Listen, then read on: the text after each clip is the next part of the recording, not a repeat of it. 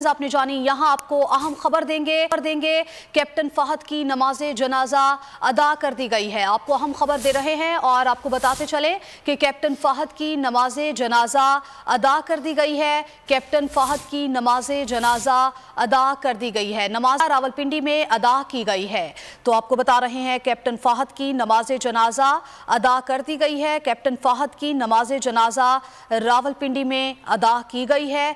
तो आपको अहम खबर के हवाले से अपडेट करते चले। कैप्टन फहद की नमाज़े जनाजा अदा कर दी गई है। कैप्टन फहद की नमाज़े जनाजा रावलपिंडी में अदा की गई है। तो आपको अपडेट कर रहे हैं कैप्टन फहद की नमाज़े जनाजा के हवाले से।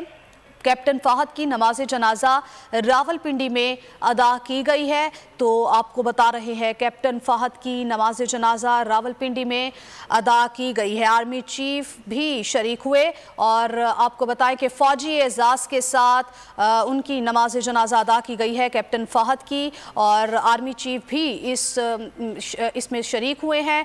और अभी बताएं कि कैप्टन फहद की नमाज़े जनाजा रावलपिंडी में अदा की गई है।